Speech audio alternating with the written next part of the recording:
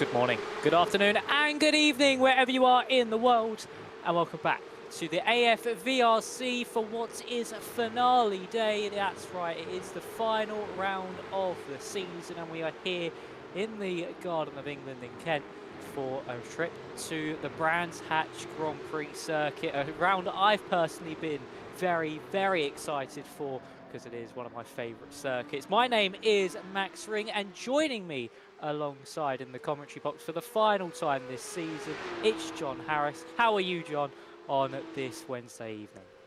Doing well, looking forward to this, one of my favourite tracks of all time, just such an old school track, and I think drivers will want to end the season on a high, and what a season we've had so far, Max.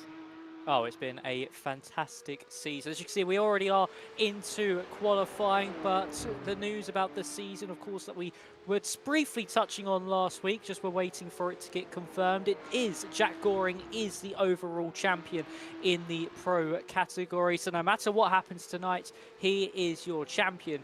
The real battle lies in that AM category for that top step in that title showdown. It should be a good evening of action, a circuit which punishes you for the slightest of errors. As John said, a very old school circuit.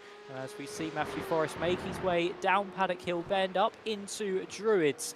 And this circuit, John, it really does punish, doesn't it? You go the tiniest bit wide, you're either into the grass or the gravel, and that's lap over, and you're very close to the walls as well if you do go off into that runoff area. It's a track that was built before safety was even a word, I think, in racing dictionary. So you've got very close walls, very big gravel traps, and indeed a lot of grass on the runoff as well. And the problem is it's mostly uphill or downhill. So if you do go sliding off the course, it means that you have very little chance of actually recovering it.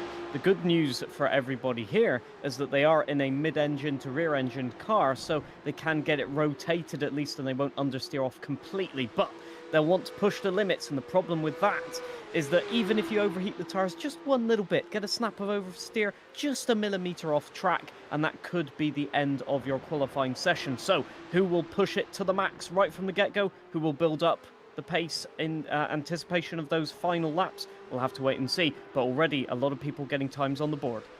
Yep, certainly are indeed. I think that's Jack Goring there on the right-hand side of the road. He might have had a little moment through Westfield. It's really this back-end part of the circuit with the likes of Hawthorns, Westfield, Dingledale and Sheen Curve, as we can see Craig Ledoux run wide through Stirlings. It's just that back end of the circuit where it's so fast flowing. Of course, you're carrying a lot of momentum on that left-hand side of the car. Those left tyres are just screaming in agony through that part of the circuit because you're going around about fourth to third gear, especially through the likes of Hawthorns and Westfields.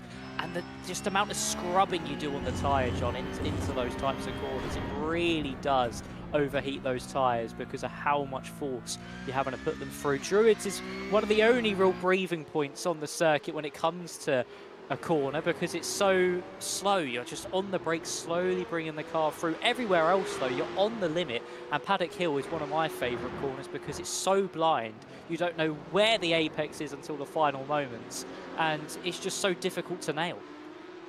Just think we saw Jack Goring off the road once again, so not an ideal start to the qualifying session for him. Currently sat in P8 at the moment, so not a disaster class, but he'll want to find some pace.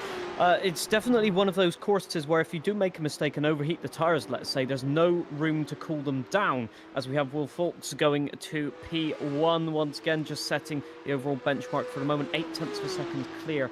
But a lot of drivers have yet to set a very fast and clean lap. So if you make a mistake around here and you do overheat the tyres, there's no big straights to cool them down. So it will be a question of race strategy in terms of how hard do you push during the race, and indeed also through qualifying. There is the opportunity, paradoxically, to overheat your tyres even in qualifying. So everybody has to pay attention. Don't be surprised if you see people pitting, as we see Jack Goring just getting a huge kick of oversteer there in the final few turns, but keeping it on track. It's pedal to the metal right now in qualifying. Certainly is. A lot of mistakes coming from Jack Goring, who did also in race 2 at Alton Park pick up a 5-second time penalty. Still was able to hold on to the race victory, but did get a penalty for that incident, of course, that he had with Ethan Lee. Not to, of course, at the oils hairpin around that circuit. But for Jack Goring, as he's starting an attack, this is a proper lap as he made his way up into Paddock Hill Bend. Now looking at the man second in that Pro Championship, Chris Pauley, of course, can't catch Jack Goring, but still, after the start of the season that Chris had here, John, where he wasn't really comfortable with the car. He had a double DNF in the opening round at Donington. He's really picked up the form and he's really picked up the momentum over the course of the last few weeks. So if he's still able to pick up second place in the standings, it's really a story of what if. If he was comfortable in the car at the start of the season, could him and Goring be going toe-to-toe into the final round? There's been a lot of people that have challenged Jack Goring, that's for sure.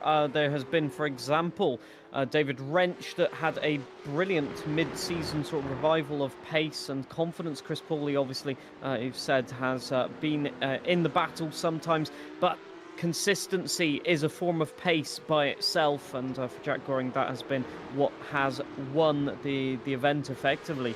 So a lot of drivers have been able to demonstrate just the brilliance of their driving on some occasions, and it's just the sort of closeness of the racing here that catches people out. We saw that with Will Fulks a few races ago, where there was a little bit of argy-bargy at Knockhill, if I remember correctly. But it's one of those things that when you have such a close field in a single car make category, you have to find something special to make the difference, and you won't always find that, so you just have to learn to be patient, and that is what has made the difference this season once again.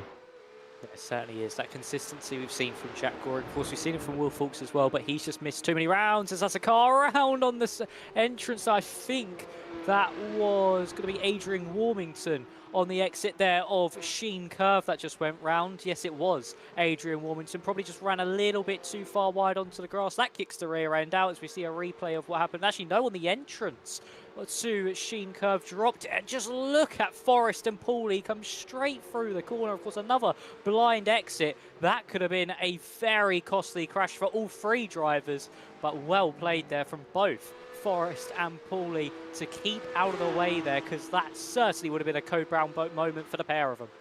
Yeah, I think everyone will need to just have a few seconds where they regain their sort of composure there. That is a blind corner, so if you come across the corner and suddenly there's a car on the apex, you have very little time to react, and everybody getting through that corner, you have to say their reaction skills are on point.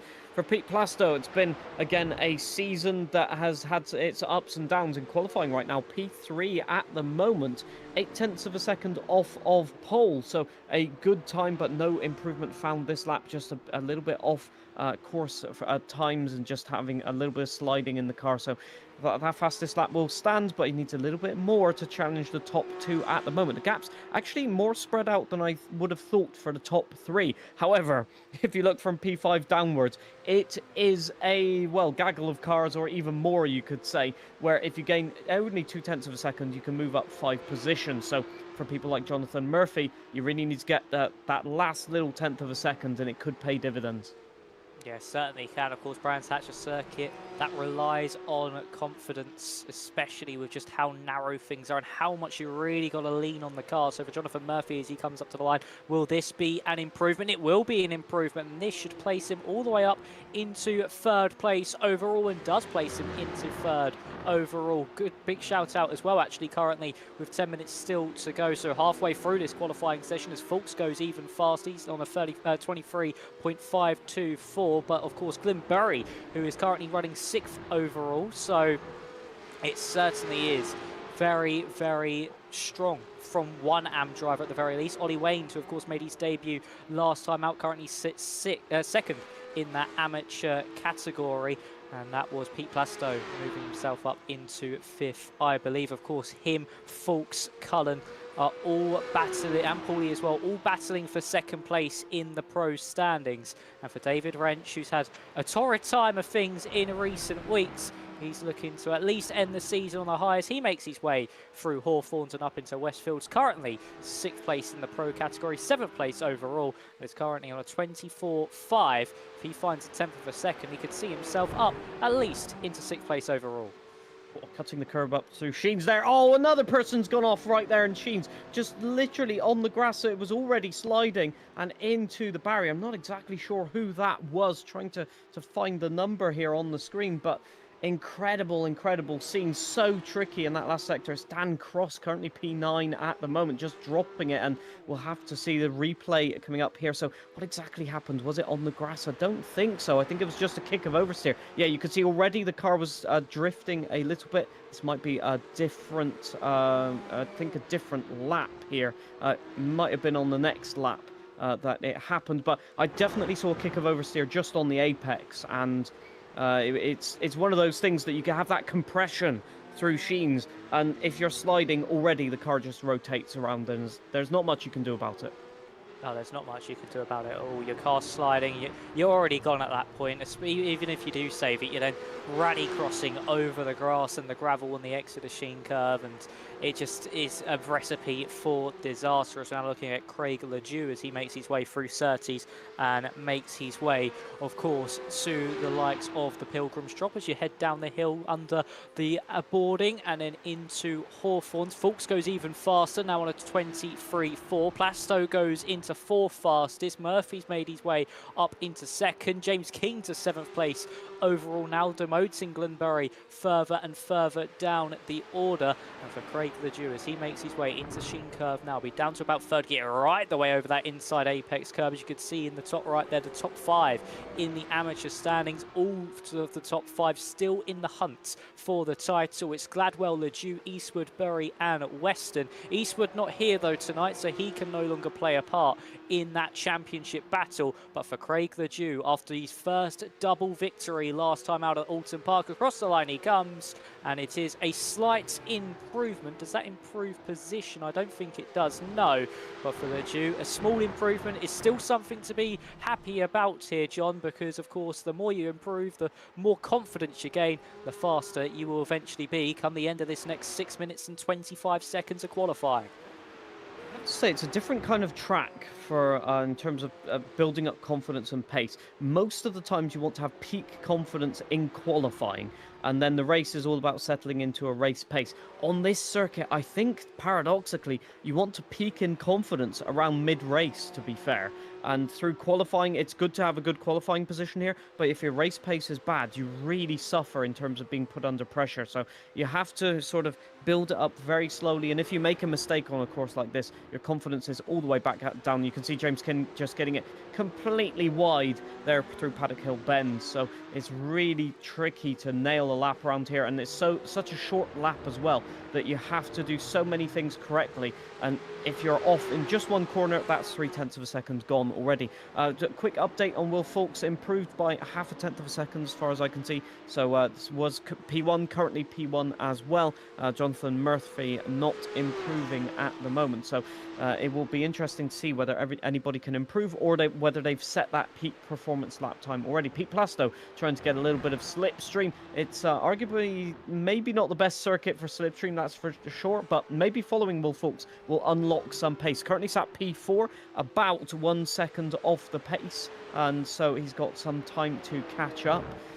But it's looking confident, and it's looking like the setup of that car is working well around this track. Not too bouncy, not too... Oh, that's a car off. That's car 18 once again. And I think that's Adrian Warmington. It is indeed. So it has spun a corner later. This is a replay. Let's see what happens. Just in a little bit too deep. And again, the snap with the camber and with the depression that you get into, and you spin all the way around. That's another demonstration of how tricky it is out there. Yeah, I think it's also just a fact as well of going a little bit wide on the Sheen curve, getting some grass and dirt onto those tyres. You lose grip through Sterling's quite a lot, and that off-camber just didn't help him. For Warmington, went a little bit too hot, and it just all kind of mixed together to cause that spin. Matthew Forrest seemed to be starting a lap as he comes across the line. Yes, was not improving, so did just take a wider line to gain more momentum into Paddock Hill Bend. Does get into that apex quite nicely. Back to, of course, Will Fulks, who has been defeated this season. Of course, at Knock Hill, Jack Goring won race 2, so that brought his competitive streak to an end. So for Fulks, it is now just about going out on a high and maybe just keeping his record to a 1 race defeat so far this season. It seems like he's aborted this lap. He's just backed off to cool down the tyres maybe, and then go again a little bit later on as Ben Cullen shoots himself all the way up into 7th place. Chris Pauley now making his way out of Surtees and down into Hawthorns. what's this going to be for car number 1? Of course, second in that pro standings. Would love to hold on to that throughout this season. Has really had an upshot in form in this second half of the season. So for Paulie, if he can at least round this season off with another podium in at least one of these races here tonight, John, I think he'll be very happy. But oh boy, how he would love to win and finally be the bride instead of the bridesmaid. Yeah, there's some drivers there that are ever so consistent and for some reason lack just that little tenth of a second pace. I know exactly what that feels like, and it can be frustrating, but I'd argue that you want to be that driver that has the consistency, because at some point you can improve the pace, but if you're just spinning it off all the time, it can be so difficult. Going back to Will Fawkes as well, yes, technically beaten at Knock Hill, and that was an argy-bargy race, as they say, so I think Will Fawkes will still have the complete confidence in his ability, and you can see there, again, Jack Goring all the way over the grass, and a lot of people have gone onto the grass at not Sterling's, that's Sheen's, just before, and so just popping over that crest, it looks like people are taking a little bit too much throttle, and you can see quite a bit of gravel dragged onto the track already. That's something we have to mention as well, is the changeable track conditions mean you have to adapt. Jack going across the line, no improvement, 4/10ths down on his best, and that, I think, is Paulie in the background spun around. Yes, I do believe so. That was Chris Paulie, and it is, as he now gets back up to speed. Warmington running wide again through Sheen Cove. He's using a lot of the track there through Sheen, but that does then cost him slightly into Sterling, so he's got to instantly bring himself back over to that right-hand side, and I think that's just where he gets that little bit offline, and that has those few moments mid-corner. Now looking at Jack Goring once again, the 108 machine, a very narrow line through Surtees, as he makes his way now down into Hawthorns, currently 5th fastest for the champion-elect. So as he makes his way now through the right-hander, is there going to be more time in the bag, or does it look like a 5th place start? Of course, qualifying, if you don't qualify well, it's difficult to overtake around here. It's a very narrow circuit. It's a circuit that's easy to defend at as well. It all just is about putting your opponent under pressure in those races to cause them to have those mistakes, but they run that little bit wide, or they just take a little bit too little speed through the corner. And for Jack Goring, a slight improvement, at least up into 4th place. I think he'd be very happy with. Onto the second row of the grid. Keeps a narrow line as we head down at the Brabham Straight. And up into the line we go. It's a 24.0, and that does not improve himself in position, but it is a slight improvement of time. And this will be his final tour, as we only have 35 seconds of qualifying to go.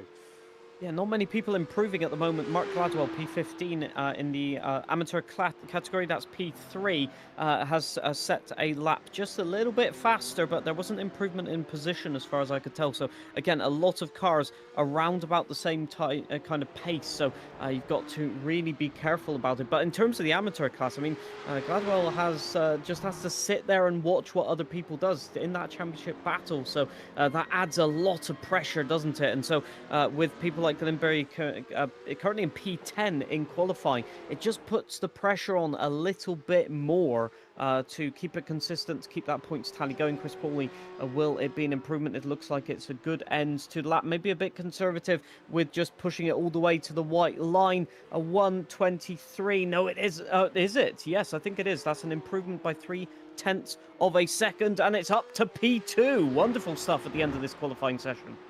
Lovely stuff there from Chris Paulie to put himself on the front row of the grid. Do we find any more improvements throughout the end of this qualifying session? Of course, the checkered flag is now waving. What is done is done. Cullen with a slight improvement. Does this improve his place? Yes, it does. Up into 6th fastest for Ben Cullen. Just behind Jack Goring, Ethan Lee pushing on a lap, and he's actually got no rear wing, so he's got him backwards somewhere at a certain corner. Not sure where that could have been, but that's going to really cost him in lap time. But for Will Fawkes, it's certainly looking like another pole position added to his tally. At least he's undefeated in qualifying. I think he can take that away as a quite strong feat to show on his CV for the rest of the season and for the rest of his career here at the AFVRC. Ethan Lee to the line, nothing there, and Fawkes goes even faster to a 23.1 in the end. 3 attempts found on the final lap.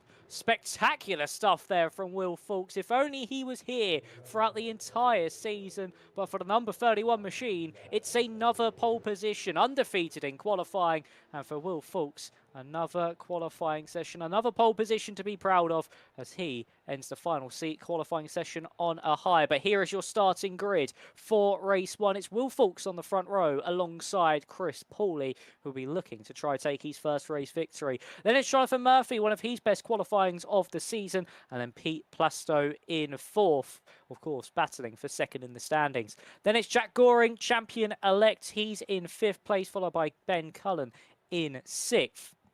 And then on row 4, we have Tom Stevens and Matthew Forrest in the number 78. On row 5, we have James King, and our first of the amateur drivers, it's Glenn Berry with a very respectable top 10 start here in race 1. Followed by David Wrench and Adam Barron. Wrench's slump at the end of the season does continue, only 11th fastest. That pace really has gone from his motor. Then it's Dan Cross, followed by our second AM driver of Ollie Wayne on row 7. 2nd place, can be very happy with that being a new driver to the field. Then it's Gladwell and Ledoux, of course, both fighting for that title in the AM category, along with Bury. And then it's Ethan Lee and Joshua Lindsay on row 9. And then on row 10, we have Adrian Warmington and Ben Weston, who I do believe round out the field. Actually, no, we have one more row, and that should be for Darren Berris in P21 for him at the very back. But unfortunately, the graphic just isn't loading for that one. But of course, for Berris, he'll start at the back. But John, Will Fulks, he's been electric off those starts. He's been able to usually gap drivers into that first corner. Not a long run into Paddock Hill, though. So it should be a rather interesting first corner, I fear. Yeah. I mean, Paddock Hill bends a corner that catches out everybody. I remember it realistically from Rallycross, and I think we are already underway here. So Will Fulks getting a great start, defending P1 into Paddock Hill bends. Let us see if we can get some cameras on the action right now.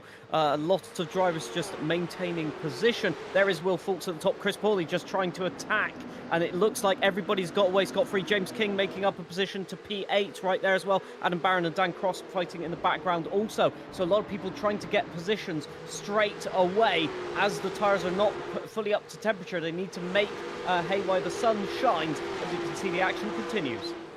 Yeah, action certainly does continue as we now look at Ollie Wayne going side by side here with Craig Ledoux, and that's someone round. That's Matthew Forrest round. Oh, and at 30, somehow everybody's able to avoid him. But that's Forrest all the way down the order, and I think Will Fulks is still going strong. Just had a little issue with his tracker there, but for Will Fulks, he leads the way still by 7/10 of a second as we make our way through Westfields and down into Dingledale and Sheen Curve. Just in the background, Jack Goring is putting Jonathan Murphy under a lot of pressure, so Goring was able to get past Pete Plastow on that opening lap as he made his way through Paddock Hill Bend.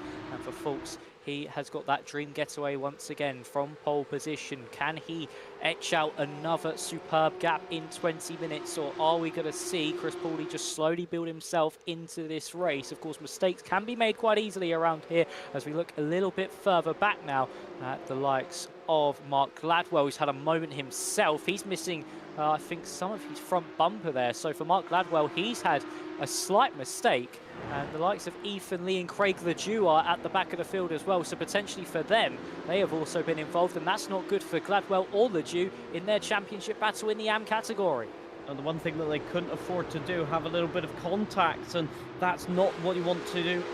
2 minutes into a 20-minute race, you're going to have to drive with that damage. You're going to have to contend with it as James King is defending right now, but I think David Wrench is under pressure as well, attacking. Actually, David Wrench attacking, I think, Glenberry. So let's see here. Yes, indeed. So Glenberry not in the same category, but David Wrench wants to get a move on, wants to get going. And it's been a sort of a torrid season for David Wrench. He wants to try and probably recover some of the early pace he has. So letting other cars get away at the moment is not on the criteria. He needs to get past, but where can you find a move is so difficult. Alongside though, up into Sheens. Can he get it done on the inside? Yes. Well, a sensible back out there from Glenberry, and there goes David Wrench on past. You can see the pace difference a little bit there just with the amateur and pro category, although David Wrench all over the grass. This may give an opportunity back for some overtaking. Yeah, it certainly might do indeed. That was a spectacular move though through Westfield, set that up nicely for David Wrench to then get the move done onto Glyn Berry, who of course himself leads the AM category in not only this race but also in the championship as well. So this is doing him a world of good. Cullen sets the fastest lap of this race now. So Will Fulks isn't the fastest man on the road as we bring up the timing tower. It's Fulks from Paulie, Murphy, Goring, Plasto, Cullen, Stevens, King, Wrench and Berry being the top 10.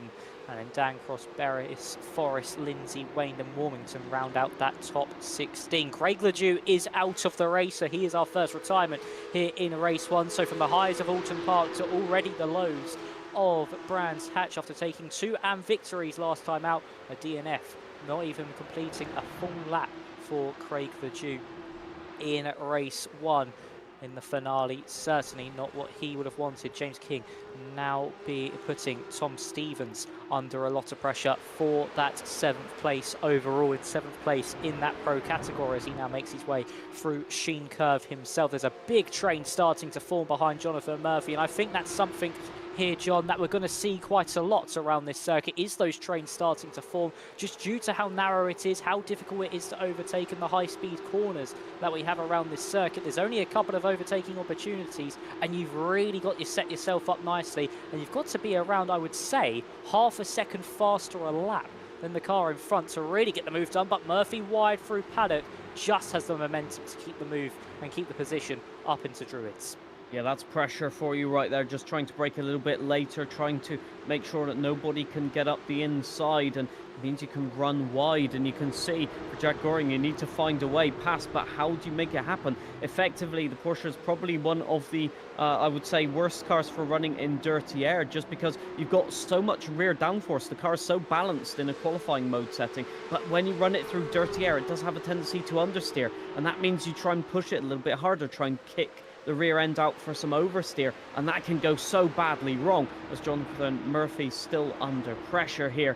But it's so tricky to just sort of keep yourself composed around the track like this, because you're having to look in your mirrors, but you're also having to turn in constantly for corners, manage the changing grip, and just seeing where the track is getting rubbered in and where the track is getting gravel on the course. So very tricky to be the defending driver, although, as you said, you do have that sort of 0.5 of a second in your pocket to defend with.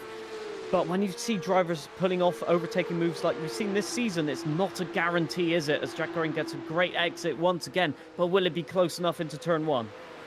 That is the big question. Of course, a big braking zone into that first corner, but it narrows up so much on the entry as Fulks sets the fastest lap, and that seems to be a mistake here for, I believe, Darren Berris, who's run wide through Sheen as he now makes his way through Sterling's. Has he had a slight spin? Yes, he has, and I think Forrest did just tag the back of him, and into the wall went Berris, and that is really unfortunate to see there for Darren Berris, who's having a decent recovery drive for being at the back of the field, and he's now dropped all the way down to 19th overall. But for Berris, he's going to have to now make his way back up through the field as we now look at him making his way through Graham Hill Bend, and at the front of the field, Will Fulks, I think he's having some issues here with his tracker here, John, because he keeps dropping down the order and then reappearing at the front. Indeed, one thing that remains constant, however, is that time gain. 3 seconds clear of everybody, to be fair, at the front of the field, just measuring the pace on this one. And I think really you need to have a disaster class happen to stop him at the moment. He's been so consistent. But Chris Paulie also profiting from the drama behind. You can see him just there going under the bridge into the last curve, which is Clark Curve right now, which we're entering in. Very tricky as well, as you want to get a great exit, but if you apex too early, you end up drifting into the gravel trap, so not ideal. And Jack Goring under pressure here, actually, from Pete Plasto. So Plasto piling on the pressure here, and it's not going to go all the way of Jack Goring in the position of attacking right now. So Adrian Warmington, repairs required. The meatball flag, unfortunately, our first one of the session, so quite a bit of damage on that car. It's not been his session so far. No, certainly is not for Warmington. Many a mistake as we look at Dan Cross against Glyn Bury. He was able to make his way through into Paddock Hill, and Bury was nearly into the back of him as they made their way up into Druids. Of course, this circuit, a real driver's track. It's not really about the machine, it's more about the driver that makes the difference. And for Pete Plasto, still now putting Jack Goring under pressure, has to defend into Hawthorns, but still no room being made for the number 3-1-2 as they make their way now up into Westfield's corner. Can he get the exit that we saw from David Wrench? Of course, as you bobble all the way over those curves, he's going to try and get a run, but as they head through Dingle and into Sheen Curve, nothing doing as Jonathan Murphy once again runs a little bit wide. Of course, how much he would love a podium to hold off the champion-elect as well, as Ben Cullen has joined the party too, so it's from third all the way down to sixth. These quartet of cars now make their way through the final quarter of Clark Curve and down the Brabham Straight, where you're constantly turning right, even though it is the start-finish straight, to line yourself up for Paddock Hill Bend. Once again, no one close enough. Anything, Plasto's dropped off the back of Goring and is now falling into the clutches of Cullen himself. Yeah, the car looked a little bit twitchy there into turn one, just cresting the hill, and so that will be something of concern, although nearly piling into the side of Jack Goring there ahead. So really tricky in terms of drivability right now, and that's what we said. The tyres at some point will start complaining effectively and just not giving you the grip or the turn-in, or become snappy. And you can see there Pete Plasto wide once again. That's going to compromise. Ben Cullen will look for an opportunity, definitely in the slipstream. Plasto's going to have to defend right now, going all the way to the inside into Hawthorne Bend. Can you keep it flat? Not quite through there, especially on the inside. Definitely not flat.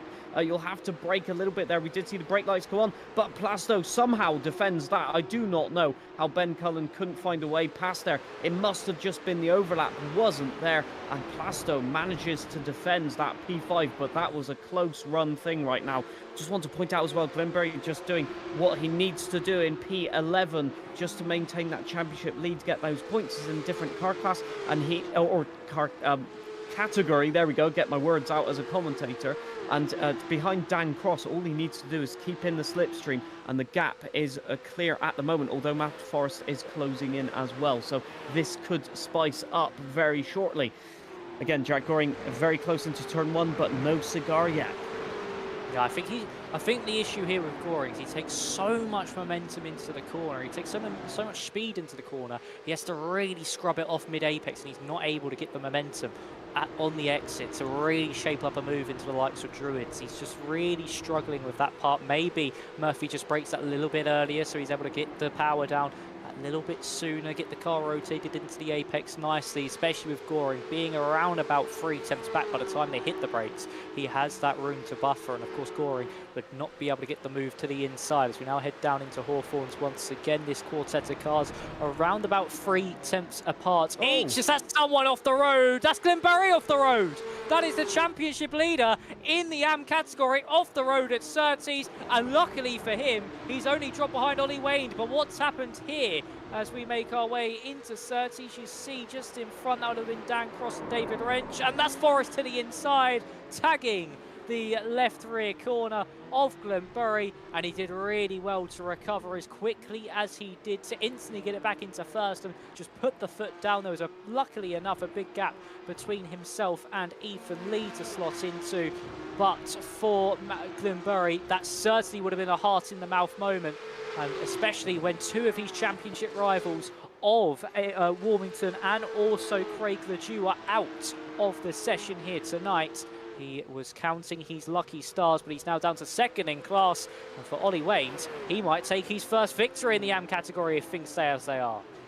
Still just under half the race to go, so we will have to wait and see whether that is the case. But this has all stemmed from the battle you're seeing on screen right now. David Wrench has dropped off the pace in the past couple of laps, and where that has been dramatic is that's pulled everybody closer to him behind, and so everybody's sort of been bulked up behind. And where we saw the incident was right here, where everybody was trying to break deeper into the corner. It went wrong, and you can see Dan Cross is just pushing David Wrench round the corner. Maybe some damage on that car, not quite sure, but everything going wrong right now for David Wrench. To the inside, no, Dan can't find the line. Maybe around the outside, David Wrench defends, but Dan Cross round the outside, no way. He has, I think, done it, or at least got alongside What an epic move round the outside, leaving the position. No, indeed, couldn't find the speed. David Wrench managing to put pedal to the metal in between the two turns there and getting the job done, slamming the door shut. So another lap or half a lap carries on as once again through Stirling's. There's no opportunity right now until Paddock Hill Bend realistically. However, Matt Forrest joins the foray. He certainly does indeed, and that would have been one of the moves of the season through Hawthorns around the outside. The amount of bravery you need to pull that one off. It was just though that David Wrench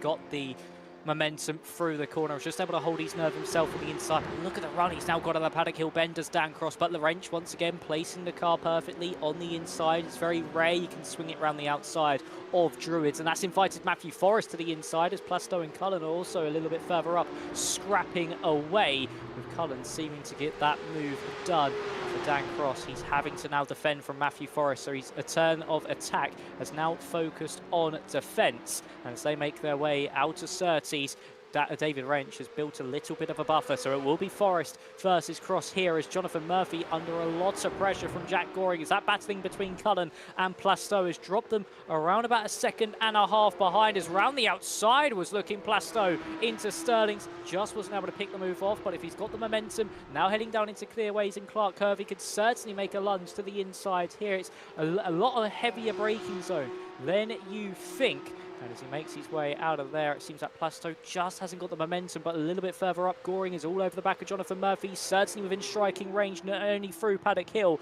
but also intra-Druids as well. Set yourself up nicely here. Will Murphy defend the inside? No, he doesn't even look to defend the inside until late. And Goring will try swing it and try the up and under. He just can't get the traction, can't get the momentum, and they head down into Graham Hill once again, line astern, and it is going to be, of course, Jonathan Murphy who just about holds on, but the pressure Goring is starting to put on the back of the number 7 machine. He certainly is going to be starting to crack ever so slightly, especially with it being the champion behind.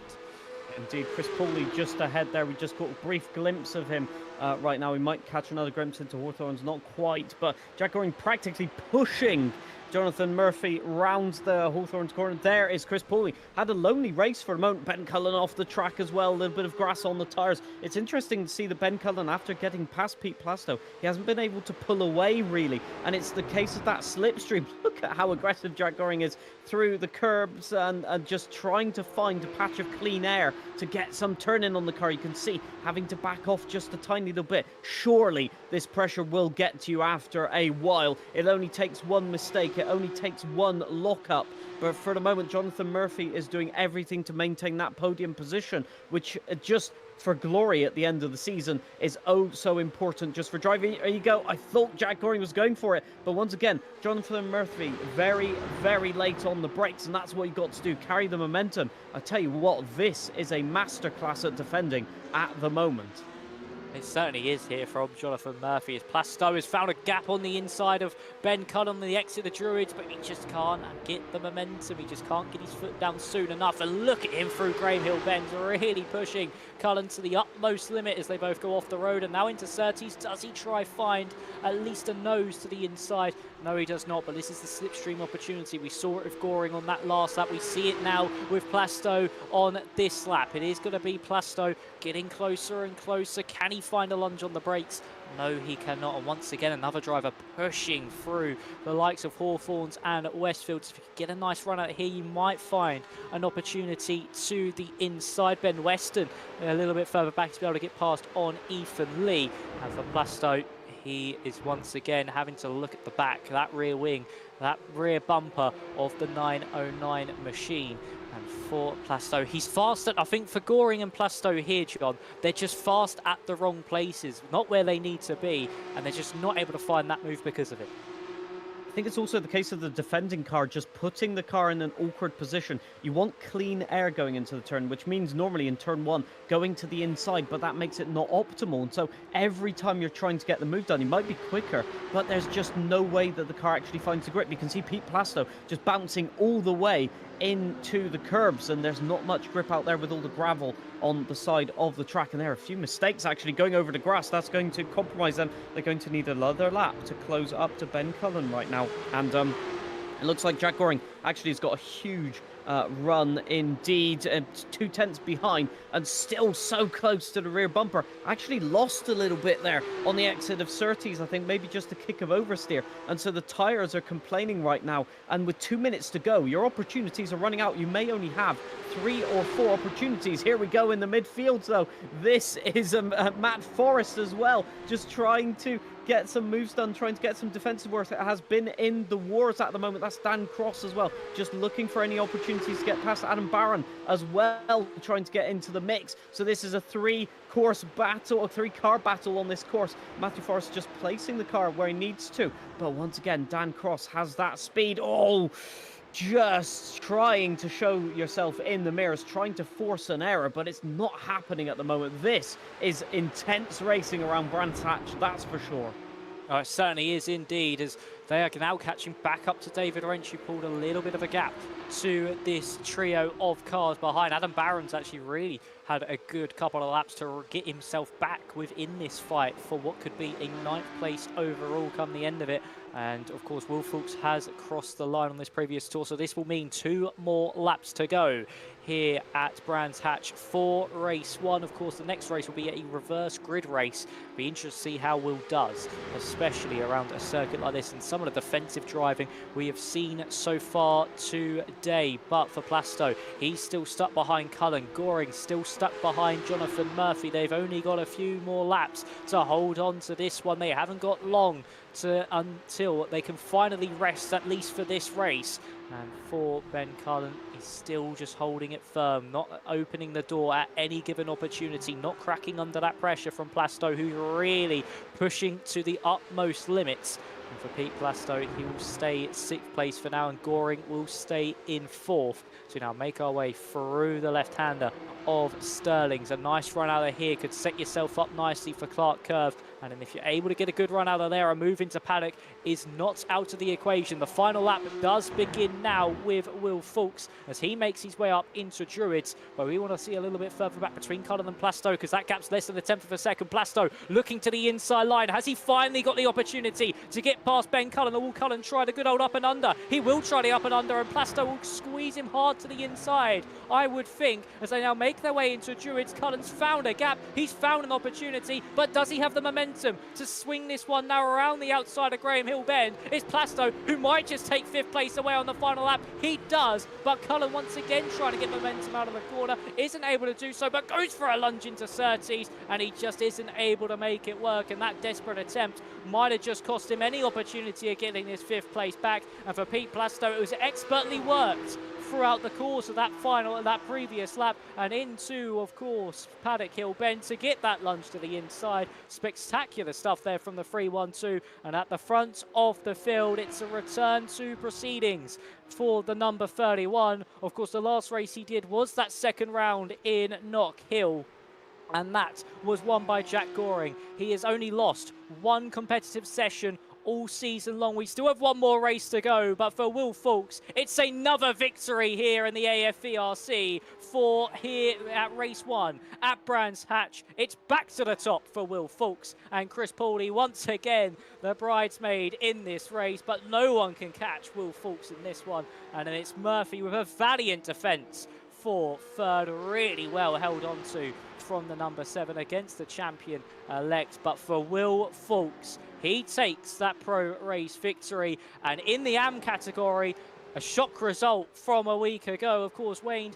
did show some great pace in Alton Park, but I think he would have taken your hand off if you told him he'll win race 1 here at Brands Hatch. In only his 3rd race here this season, he takes the AM category victory. Ollie Wayne has certainly cemented himself onto the scene and has joined the series with a bang, as we see side by side here actually between, that will be Ethan Lee and Ben Weston as they make their way to the line of photo finish there. And I think Lee just came out on top in that one for 15th overall. But for Will Fulks, once again, John, a dominant drive, 11 seconds in the end between his win and Chris Pauly in 2nd. Yeah, so such dominance that we didn't really show him too much on camera because he was just strolling around for the last part of the race, that's for sure. But Chris Pauley doing everything he needed to do to secure that P2. Again, a great start, and it just shows how important it is to get clean air, because once you are in clean air, it's so tricky to be caught. And so I think drivers will have a lot to think about going into this second race. Yeah, I think they certainly will indeed. Of course, talking about that second race, that's, of course, what we need to do to start proceedings is spin that wheel. As you can see, of course, standard proceedings for the season, numbers 6 to 12 are what can be reversed in this second race, reverse grid race. So, John, what do you think is going to be the number as we spin? Every time the wheel has been spun in my commentary, it's landed on number 6, so I'm going number 6 again. I'm going to go, okay, that's fair. It has landed on 6 quite a lot. I'm going to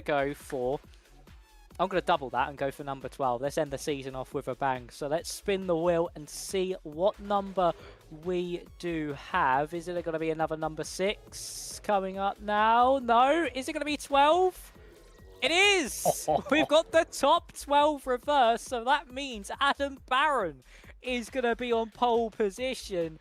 And oh boy, John, it took us all the way to the end of the season. We finally got that number 12 for the reverse grid. I promise this is not rigged, and we haven't rigged it in a way to get this on the final race, but this is going to be a spectacle. This is going to be a great race to watch. Effectively, it's a reversal of all of the pro standings, because you do have a few drivers down the order like Ethan Lee and Darren Barris, but P12 to P1 is all pro drivers, so they are going to be fighting. And again, for Will Fawkes, it's a bit of a disaster, because when he started back down in the pack at Knockhill, that's exactly where it went wrong, with just some collision. So you've got to be so cautious around here, but you have that temptation because theoretically you'll have more pace than the drivers in front. Do you go for a gap? Do you stay back? It's going to be really tantalizing to watch them, and it's another spanner in the works for the last race of the season. You couldn't ask for more, in my opinion. Oh no, you could not. This could be a very, very eventful end to the season. Because, of course, for the likes of Dan Cross, who would start, of course, second, Matt Forrest would start third. This could be some of the best results of the season here. They could at least hold on to a podium. And for Barron, Cross, I know they certainly haven't got a podium this season. I don't think Forrest has either. So we could be looking at a whole new roster on the podium if things go their way, especially with defensive driving we saw in race 1 here, John. Yeah, well, we saw David Wrench, P9 at the end of the race, just drop off in terms of pace and still able to defend. So I think, to be fair, we need to revise the pace overall that you need to overtake a driver from 0.5 of a second, maybe to 7 or 0.8 of a second at this point, because it just seemed to be impossible to get past. Now, I will put it down to possibly some great defensive driving, but it means that you need to throw a little bit more of a pressure onto the driver to get them offline, to get them overheating their tires. So I think for Jack Goring, that's going to be, a pretty tantalizing prospect, but also a worrying one, because it didn't look like the moves he was making were having any effect on Jonathan Murphy. So I think we'll see drivers that are great at overtaking and those that will struggle. That's for sure around here. But let's see some late-breaking moves, as they say. I think we'll see a lot of those as drivers get more desperate. Yeah, they certainly will indeed. And of course, we do have some driver interviews on the way, actually, here this evening for the end of race 1. So let's actually bring in, I believe, Jonathan Murphy, who, of course, finished in 3rd. And let's quickly hear some thoughts from our drivers before we get race 2 underway. Hello, Jonathan. Can you hear us? Yeah, I can. Well, first of all, congratulations on the podium there in race 1. Talk us through things. How did you find the race? Yeah, it was really good. It was nice to have a clean one for once. I haven't managed to make many rounds, and the ones I have been a bit carnage. So it was more about just keeping on track, facing the right direction rather than chasing the car in front, especially considering how quick both Chris and the others are. It's one of the sound track, really. And in terms of the defensive driving, sorry to interrupt, Max, but in terms of the defense there, did that hamper the pace? Did you think you have a little bit more in the tank? Because I must say, defensive masterclass from you. Yeah, so it really was all defense. I lost the toe more or less straight away to Chris, which was a little bit gutted by, because I knew Jack was in my toe, and Jack's always a bit scary to have behind, because I know Jack and I know he'll go for a move. So I had to be constantly wary of that, and I did have him in check. And then, unfortunately, not true to real life in a car. I happen to have 3 dogs in my room at the moment, and one started to kick off, and I got distracted, lost some pace, put Jack right in my toe, and then it took a while for me to calm him down and get back to driving forwards and kind of get away from Jack a little bit again. So I was a little bit worried that I was going to lose it. Yeah, it's certainly, especially near the end, must have been very, very scary indeed. But of course, with it, of course, being Jack as well, of course, being the champion, did that add a little bit of pressure knowing that he had nothing to lose anymore? Or was it just the fact of, I'm showing what I can do against these drivers, and I'll keep him behind at pretty much any cost necessary? Nah, not at all, really. I get on with Jack really well, and I do race with him for the endurance. So I know what he's like as a driver, and I also felt like he was going to be pretty fair with me. We had on-track battles earlier on in the season, and unfortunately, a bit of netcode and a punt put me out of P2 and DNF'd the first round in Donington. So I kind of had it in the back of my mind that Jack would actually be pretty fair with me and not go for any crazy sends, which I like to think that's what he was going for, a bit of fair racing. Yeah, certainly a lot of fair racing. And what can we expect from the reverse grid? Because you'll be starting, according to my calculations, P10. So do you think you can get some moves done and make your way up the order relatively easily? I have no idea, to be honest with you.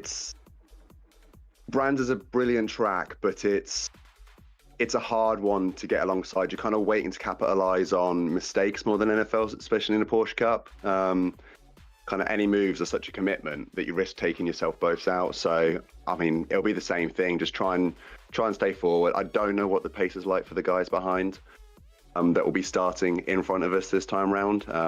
It might cause a little bit of a backlog and carnage. So I'll just hope to pick up some places from there. And again, I want a clean race, enjoy the battling, and I'll be happy with that. Well, yeah, it should be a very interesting race coming up for you, Jonathan. But that's going to be all from us. And yeah, good luck for race 2. And you never know, maybe if things go your way, another podium could be on the cards. It'll be difficult, but you never know. Thank you very much. Thank you for joining us. So race 2 will be starting ever so shortly. So we're going to have a quick word with Chris Pauly. We won't hold him for too long. Hello, Chris. Can you hear us?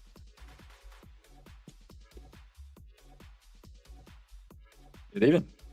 There we go. Good evening, Chris. We won't hold you for too long because we know race 2 is nearly getting underway. But congratulations on the second place. But once again, it's another bridesmaid place. It's not the bride. Just about to say the same. Yeah, I mean, with Will Folks in it, there was really no chance of catching him. So, yeah, just a solid race. Happy with second, and kind of sums up where it's been in the second half of the season. In terms of your predicament for this race, you start P11 thanks to the reverse grid. Do you prefer that compared to being out in front? And how do you think your overtaking opportunities are going to be? To be honest, I prefer being kind of chasing. I like where I was chasing the leader. I like to have someone to chase, but being in P11, it can sometimes be just survival. So, yeah, we'll see. I ended up in the wall at the last race, so race 2 is never my strong one. We'll see how it goes today. Yeah, we certainly will indeed. But of course, touching on race 1, of course, you were kind of in no man's land for a majority of that one. Was the whole plan just kind of just hold on to the second place and make no mistakes? Yeah, pretty much. I was trying to break the toe of Murphy. He was kind of stuck at like 1.3 seconds behind. I just about broke it, and I saw the train behind him. And then, as always, I put a few mistakes in on the last lap just to keep my heart rate up, but managed to hold on. And maybe just a few comments about the car as well. How tricky is it around Brands Hatch? What is the main difficulty with the car? The temps are really high today, so you've probably seen a lot of people slide in and struggling to keep it on the track, which is what I found in qualifying. It's a bit better now. It's 31 degrees, but it was up in the 40s. So I think that's the hardest thing, really. It seems to be there's kind of one line, and if you go off it, it's quite tricky to make places. So yeah, I think that'll be the challenge for race 2. Certainly will be indeed. Hopefully you can keep those tyres in the right window, Chris. But we'll let you go because we know race 2 is starting very shortly, so you can get all ready for that. But yeah, thank you for joining us. Good luck for race 2, and you never know, if carnage happens, you may finally get that win. Hopefully you do. Cheers, and thanks again, guys, for everything you've done. Oh, thank you for joining us, Chris. And that is all from Chris Pooley, who, of course, here, John, he's had that streak of podiums. Of course, it came to an end last time out in Alton Park in race 2, but he's just been so unlucky. Whenever he's had the pace, there's always been someone like a Jack Goring or Will Fulks, or he's just not had the reverse grid draw in his favour where he can capitalise on it and take that victory. He's the nearly man of the AFVRC.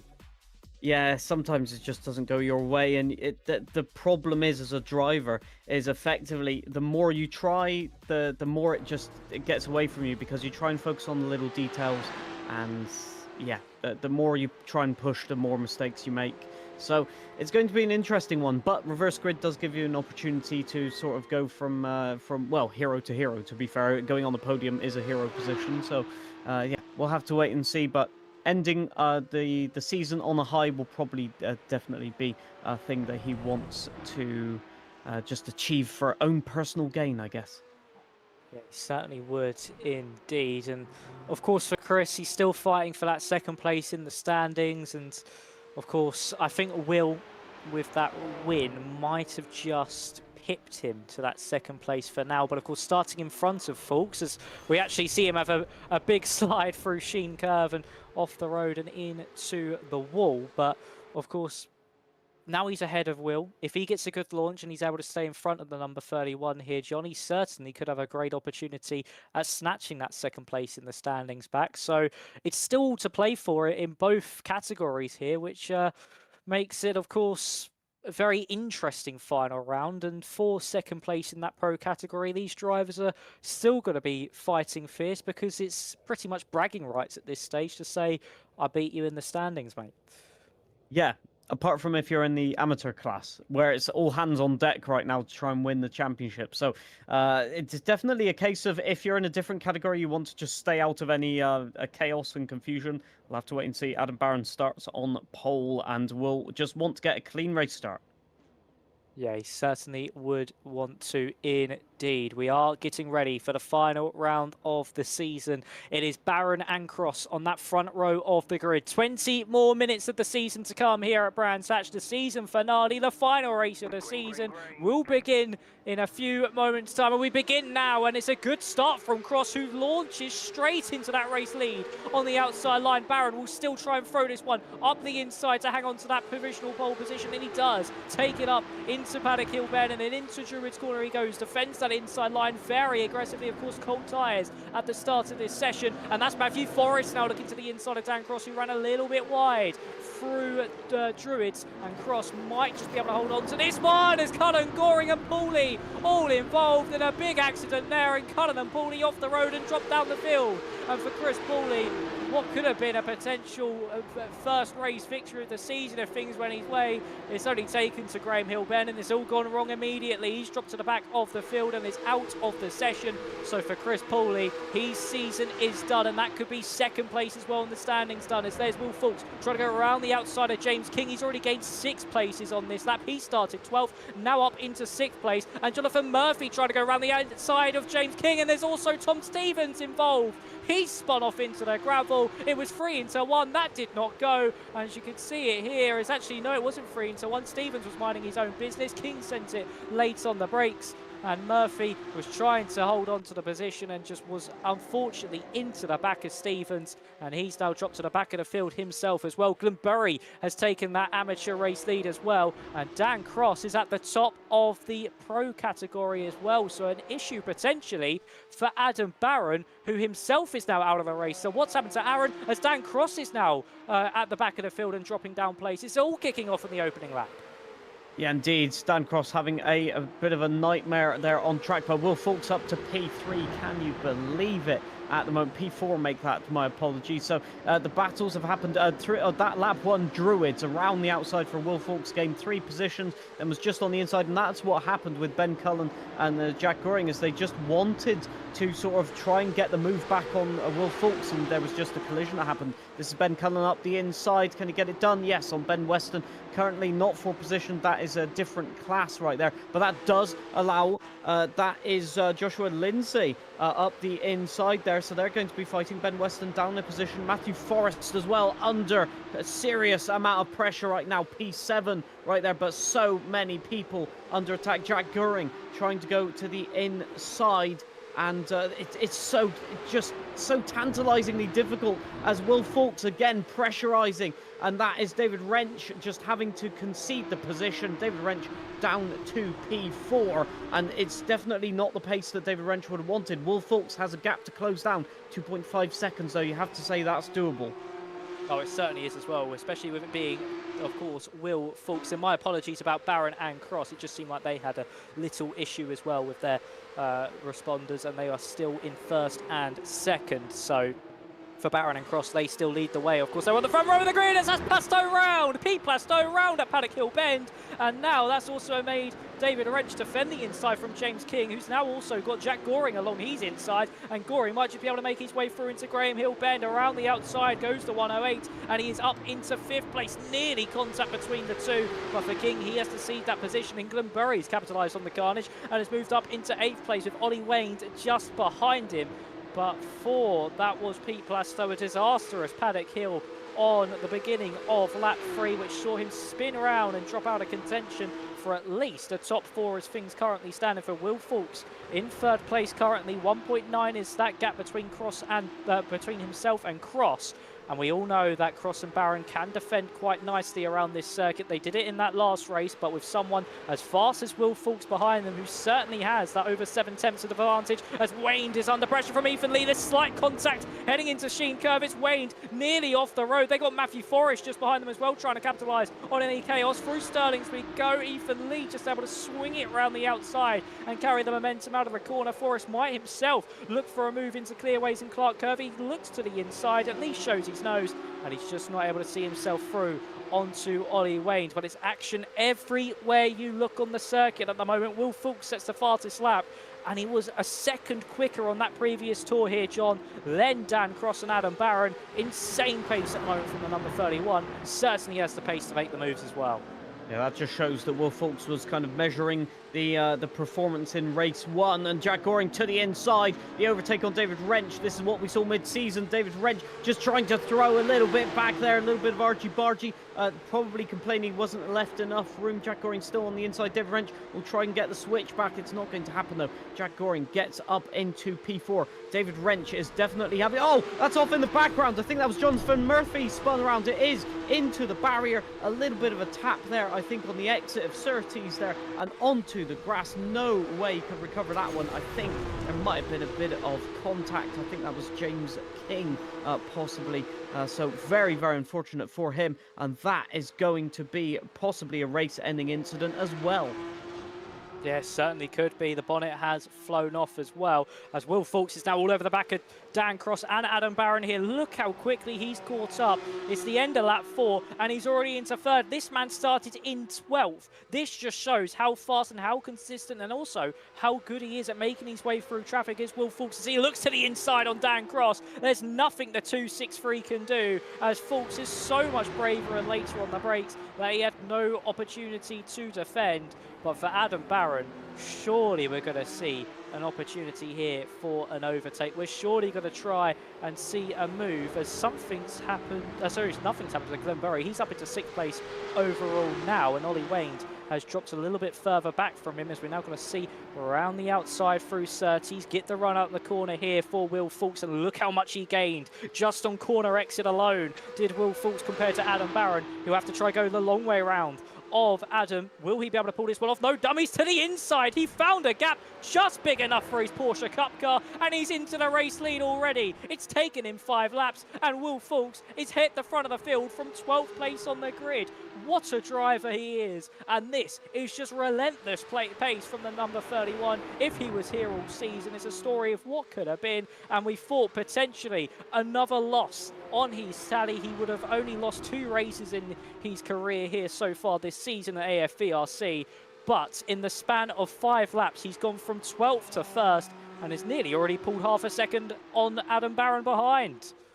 It's been the case all season. The trail braking of Will Fulks has just allowed him to pull off maneuvers that other people deem impossible. Just having the confidence to go into the turn on the inside, saying, I know the car is going to make the corner. It's up to the other people to drive around the outside. They won't. And this is just the, again, the relentless pace as Matthew Forrest is battling with Craig Ledoux. Craig Ledoux having to concede the position. He'll be more focused on the car behind. Chris Pooley may be going for an overtake as well. Chris Pooley back in the race after the previous incident on lap 1, so trying to make amends, and definitely has the pace for it for Ledoux. It's all about that championship at the moment, though, so they won't be trying to fight so hard right now. Chris Pooley, they'll probably let them pass. There we go. The pass has been made. Chris Pooley up the inside, and so now it will be Chris Pooley's job to chase down Matthew Forrest for P11. Perhaps they can get back up into the top 10.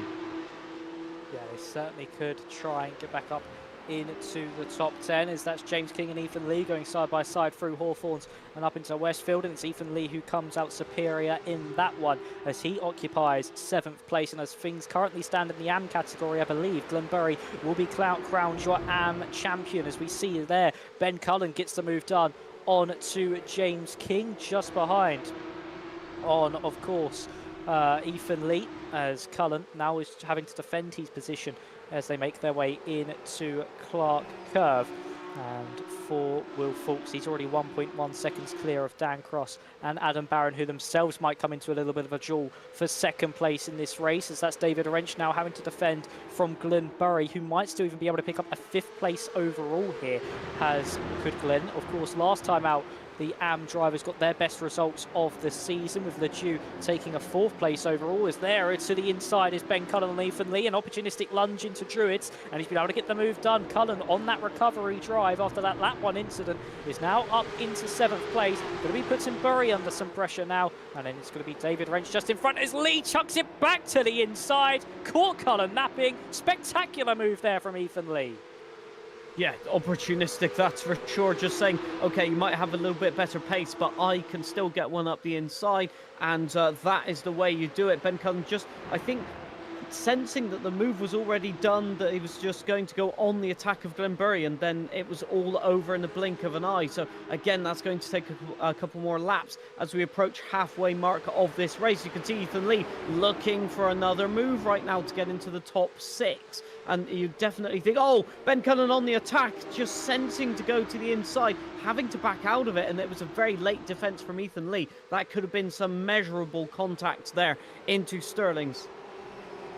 Certainly could have been indeed. It was a very late reaction there from Ethan Lee onto Ben Cullen, who showed his nose to the inside, and he instantly moved himself over to the inside line, and that could have been a very big collision between the pair. But for Ethan Lee and Cullen, they're still able to live on for at least another few laps as we now make our way up into Druids. His Wrench has run wide, and that's going to allow Berry to swoop all the way around the outside. He's going to be able to pull this one off. The AM driver trying to fight these pro class machines, and he's just not able to make his way through, but that was a perfect opportunity to move himself up into that top 5. And just look at this train all the way down to Craig Ledoux as there's buried to the inside into Surtees. That was a late lunge to the inside, and once again not able to make the move done as Lee has a slight snap on the exit of Surtees. That might now put him under pressure from Ben Cullen just behind him. I don't think unless the slipstream's super powerful, Bury will make the move. It's Cullen looking to the inside, just having to weave left and right. It's Bury all over the back of David Wrench, who now defends the inside. Cullen with a late jink out to the right-hand side and is still not able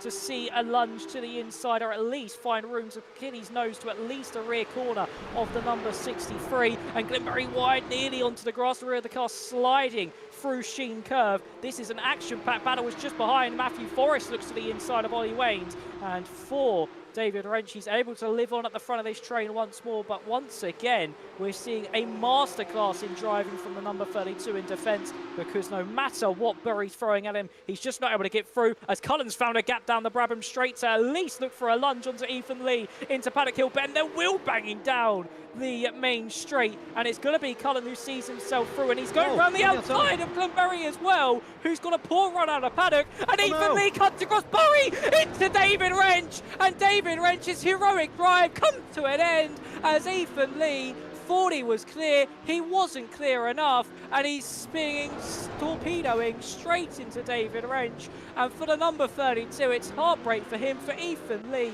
it's heartbreak as well, and for of course Glenn Bury, who is fighting for that and race lead and also the championship as well. That would have not done him any favours if he was collected and spun round himself, but he's dropped behind Ollie Wayne once again and is now under pressure from Chris Pauly. It's all kicks off here with 7 minutes and 30 to go. Incredible scenes. I think Glenberry just wanting to get out of the action, to be fair. They're not wanting to get caught up. He recognised that everybody was sort of compressing into one zone and there was just nowhere to go. Ethan Lee, I think, tried the overtake on the inside and then spun onto the grass. Maybe there was a little bit of a tap. We didn't quite see it in the replay, but so unfortunate there for David Wrench to just be in the wrong place at the wrong time. And again, Glenberry under pressure. Chris Pauly round the outside, won't probably get the move done here into the final turn into Clark, but again, Glenberry just using all of the track, and there was smoke on the inside there. I think David Wrench has spun into the pit lane and something has gone wrong, but once again, I tell you what, Ollie Wayne is just putting pressure on James King at the moment to the inside. Surely not, definitely will get an opportunity up the inside round. Well, Druids, you can do it on the inside, and I tell you what, found the traction and has made the move stick. I cannot believe the amateur drivers are as showing up the pros at the moment. Ethan Lee, black flag as well, so it's disaster for these two. And wow, what a move once again. Glenberry up the inside of maybe both of them right now, sending it absolutely late on the brakes. Tap a little bit with Ollie Wayne, but you have to say he's got the moves into Surtees, and Glenberry just demonstrating why they're in the lead of the championship at the moment in the amateur class.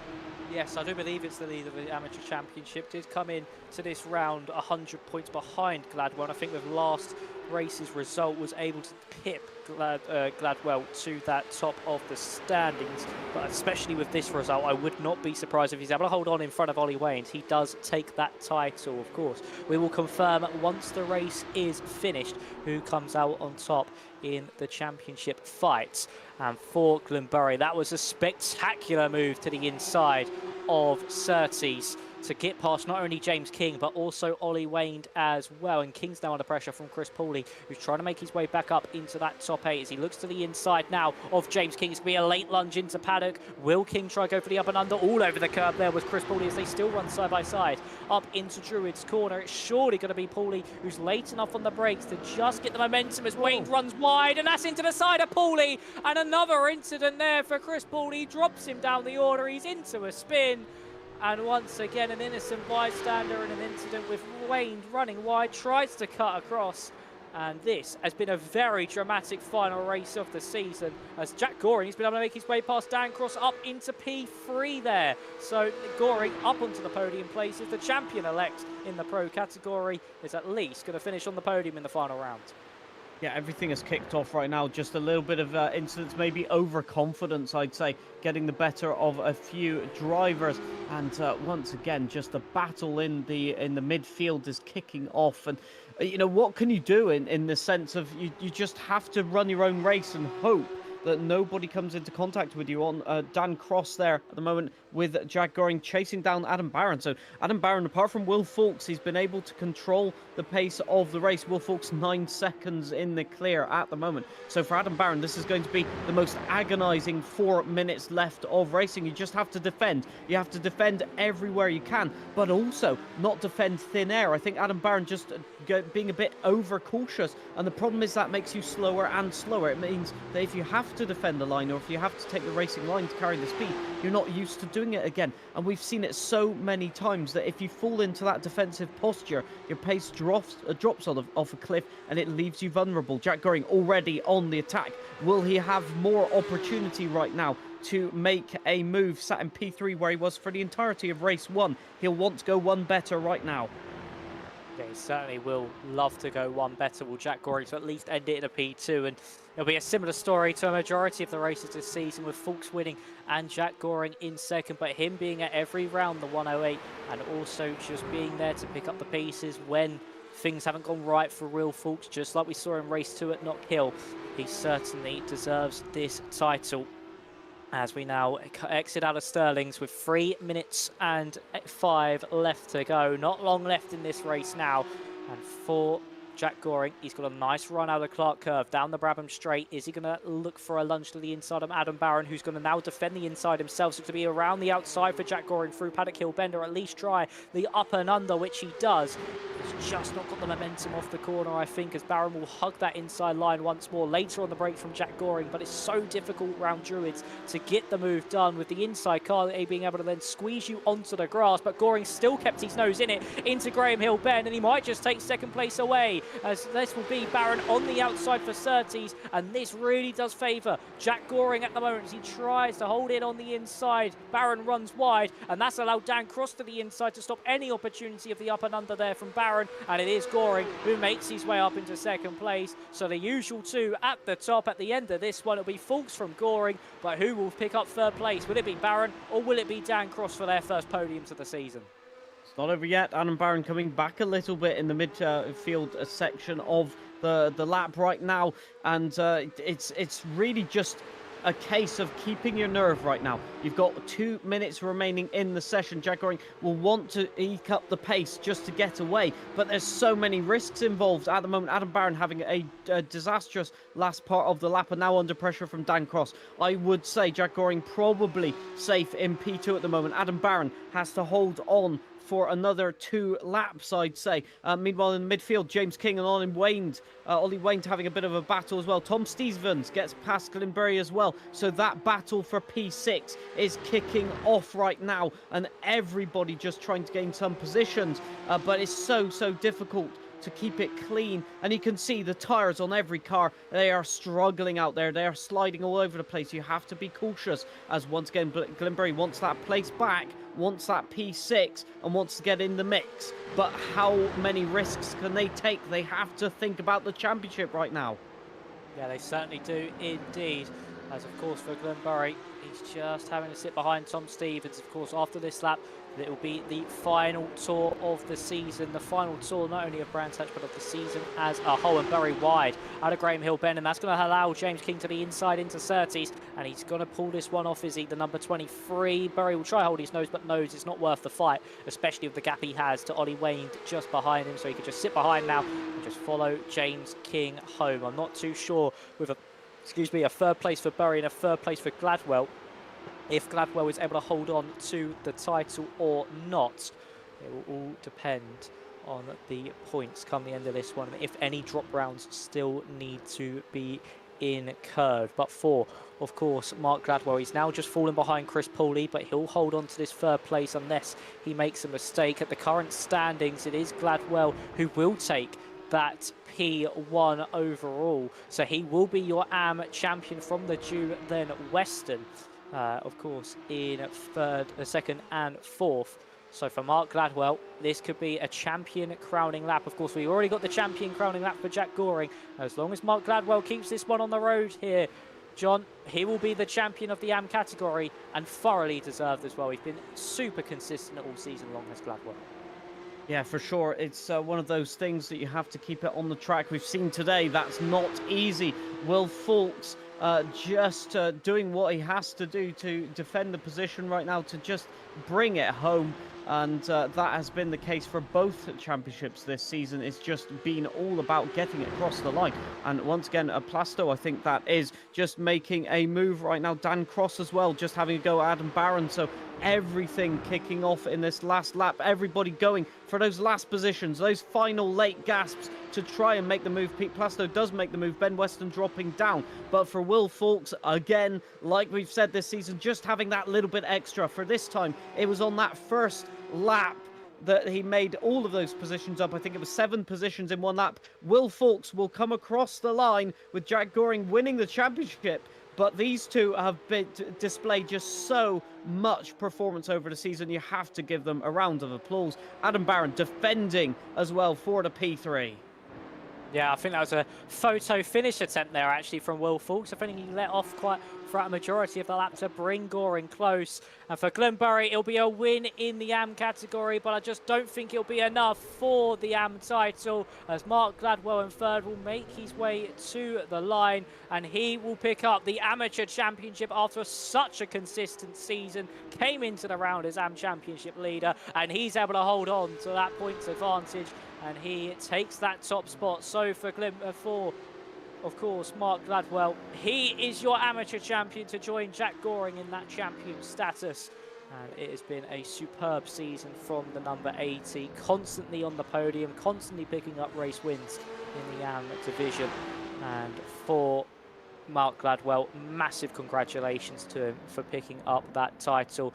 But for Will Fawkes, I think that was a really nice way to end off the season for him. A 12th to first when we had the reverse grid, when we thought everything would be shaken up. We could have got a new winner in the final round. He says, "Oh, hold my drink." And he takes the race victory in sheer dominating fashion. It may only say 700ths of a second, but he tried the, of course, photo finish at the line. It would have been a lot more if it wasn't for that. Yeah, it could have also been sort of an embarrassing thing if Jack Goring just smashed the throttle and got ahead by 1 millisecond. I did see that maybe occurring a bit like in a Ferrari fashion in 2002. But you have to say the respect between the drivers, you can see it on track. The drivers try and leave room. They try and race each other fairly. And I must say to all the drivers out there that we've seen this season, it has been great watching you. It's been great seeing your just demonstration of masterclass of racing. And as Jack Goring, I think, might be lining up for a little bit of donuts. No, not quite. But yeah, just celebrating there at the end. Well deserved. Very, very nicely done there from Goring, the champion of the pro category. And, oh, is he doing some donuts now? Of course, there is some traction control in these things, so it might be hampering him ever so slightly.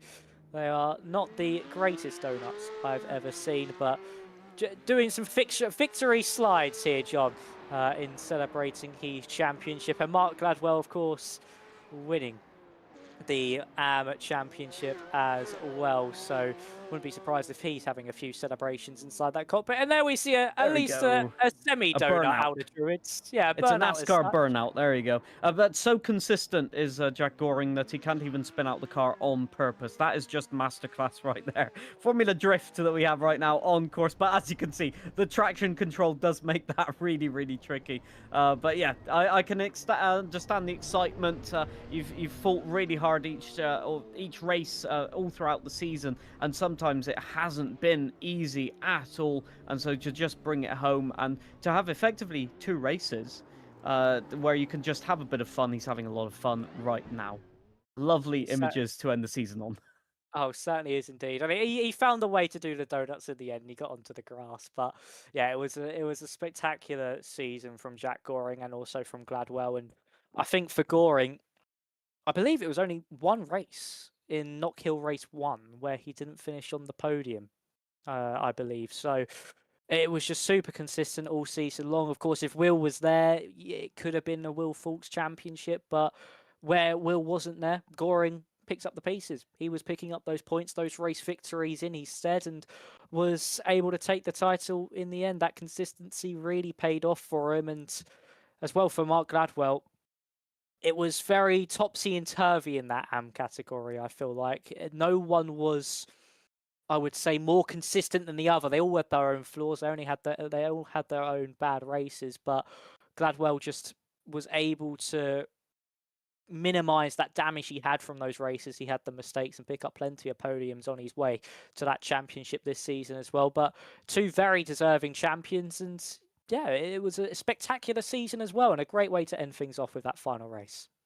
Yeah, I think arguably for the amateur class, it's been a more tricky season because you're effectively fighting the pros. If a pro has a bad race, drops down the order, and is trying to gain back place, they just want to overtake you. And so we've seen quite a few times in the amateur category that we've had a few incidents with the two different classes just battling against each other. So for Gladwell to just keep consistent, sort of know when to give up the position and just bank the points, that, again, as we said during the race, was key. But also performance, because many times this season we've seen them fighting in the midfield with the pros, and that just demonstrates, at least compared to the first couple of races, how much progression and just confidence we've seen in the drivers. I must say that deserves commendation, a round of applause, as they say.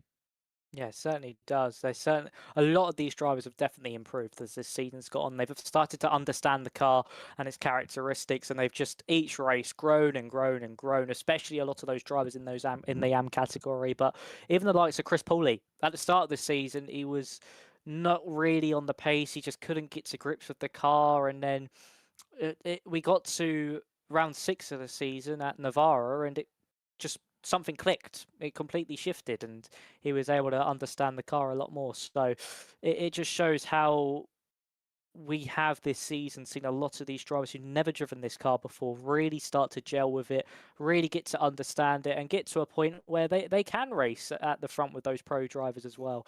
Of course, in the AM category. So, because of course we saw in that race too, a lot of the AM drivers pulling off some fantastic moves against the pro drivers, pulling their pants down pretty much and getting the move done. That's certainly a way to put it, that's for sure. But definitely just profiting from the moves and the mistakes, really. Just I don't think anybody anticipates a different category to just chuck a move up the inside, and so we definitely saw drivers getting caught out. I'm seeing we possibly have some interviews lined up that we might want to deal with, and I definitely want to get final thoughts from our drivers today, because what a season once again. Yes, we certainly do. It's been a great season. It's Barron and Goring so far in the waiting room. So we'll bring in Adam Barron for his podium, as we'll quickly drag him in now. Hello, Adam. Can you hear us? Hello, gents. How are you? Very good, thank you. And how are you after picking up that P3? I believe your first podium of the season. Yeah, this season's been a struggle for me. For fighting for the overall win for the past 2 years, I really struggled with these cars. But yeah, I'm a sweaty mess. Put it that way. How difficult was it out there? What was the problems you've been dealing with this season, and how difficult was it to defend from that P1 start? Yeah, I thought I mucked up the start. Dan got a good start on me and went down the outside, but thankfully I managed to hold it. And yeah, I was just constantly looking at my mirrors with that. I know Renchi held off the main contenders for a while, which gave us a little bit of a break, but they soon came through. Tried to do my best to defend, but there was no point fighting them really hard when they're on a different level pace-wise. So I was just happy to keep in front of Dan. He put the pressure on for the whole race to come in third, like I say, for my first podium. But yeah, I'm just struggling with these cars. I've never clicked with them. I don't get as enough practice as I used to in the olden days, and I think I just suit a slower car, to be honest. I've never been fast with the GT3s or anything, but it's been an enjoyable season. I've made every race. A few frustrating weekends, but near enough sort of in the top 10 relatively solidly, and obviously I've got a top 10 finish in the championship, and a podium to finish it off is always a bonus.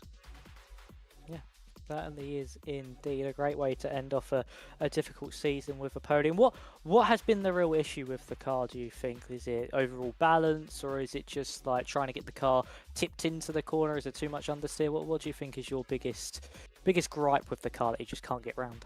I think it's the trail braking for me. I've never been a really good trail breaker, and that's the key to this car, keeping the brakes on to get that turn in, so you don't understeer off at every corner. But with a limited amount of practice, it's hard to dial in, if you know what I mean. I think I was pretty much getting there now, but I'll be glad to see the back of these cars. I haven't been the biggest fan of them for this season, so it'll be interesting to see what we use next year. And what would be your best choice for car use next year? Oh, well, we did the GT4s for the past 2 seasons, and then I also raced the Porsche Cayman GT4 in I think it was the second season I did. which I really enjoyed. So if we go back to GT4's bonus, TCRs might be a good shout, but I don't know what the quality of racing will be like, or something completely left field, like the old Jetters or something. Who knows? But something a bit slower for me would be beneficial. But like I say, I'm happy with whatever gets selected.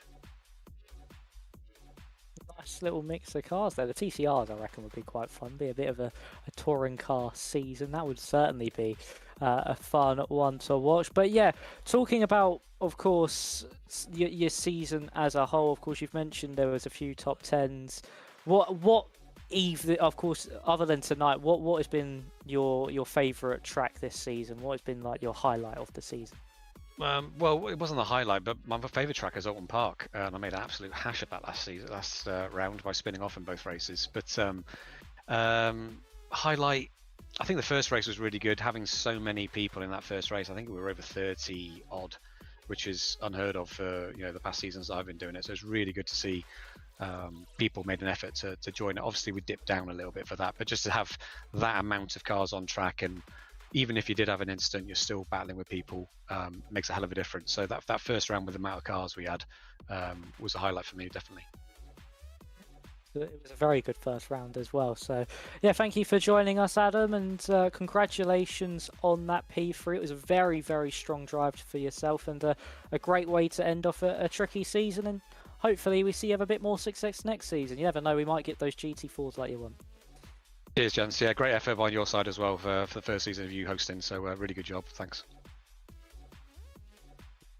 Well, that was Adam Barron for, of course, third place. We do have both the champions waiting in the interview room. Let's bring in Mark Gladwell first, actually, the amateur champion.